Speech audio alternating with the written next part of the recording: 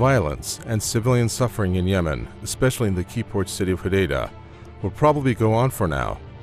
This week, the United States and some other members of the United Nations Security Council blocked a resolution calling for a truce and the resumption of humanitarian aid deliveries in Yemen.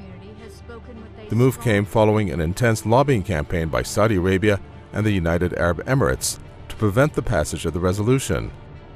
This has led many observers to believe that the two Arab states still hope to make military gains in their push to seize Hodeidah from popular forces defending the city. Saudi Arabia and its allies are apparently seeking to gain the upper hand in the decisive battle before the start of planned peace talks in Stockholm in December. Diplomats at the UN Security Council revealed that the Saudis and Emiratis blackmailed a number of council members to help block the ceasefire effort. I think that this may be an attempt to stall for time for the Saudis to reorientate their strategy towards Yemen.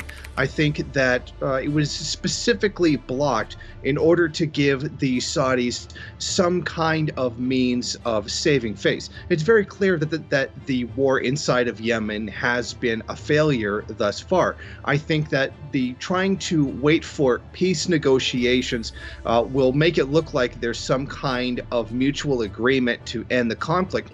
Architects of the draft resolution thought they had U.S. support. That is because U.S. Secretary of State Mike Pompeo and the Defense Secretary James Mattis recently called for a truce.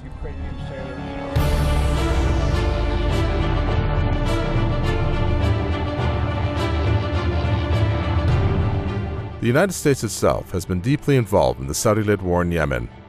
It has provided the Saudi and Emirati forces with weapons and different types of military assistance in Yemen, including aerial targeting and mid-air refueling. Critics insist the heavy U.S. military support has made America a partner to the destructive war.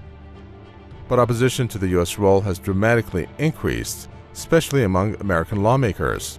The critics have grown more outspoken in the wake of the outrageous murder of the Saudi journalist Jamal Khashoggi inside the Saudi consulate in Turkey. On Wednesday, the U.S. Senate advanced a measure to halt American support for the war in Yemen. It is a vote to demand that the humanitarian crisis in Yemen be addressed. It is a vote that will tell the despotic dictatorship in Saudi Arabia that we will no longer be part of their destructive military adventurism. This after some reports said the White House was blocking the CIA director from briefing senators on the murder of Khashoggi. The CIA believes that the Saudi Crown Prince Mohammed bin Salman ordered the killing of the Saudi dissident. However, the U.S. President Donald Trump has defied calls to take concrete measures against the Saudis. What has been the turning point in the relationship between the United States and Saudi Arabia has been the killing of Jamal Khashoggi. The problem is that he's one of the elite members of the media in the United States, a member for the Washington Post, someone who held a particularly important position inside of the news media. When the regular average everyday person in Yemen was suffering as a result of Saudi actions, this wasn't worth the time or the attention of the U.S. government. U.S. senators have the power to significantly change the direction of the American administration with regards to Yemen and Saudi Arabia, but whether they are resolute enough to do that remains unclear.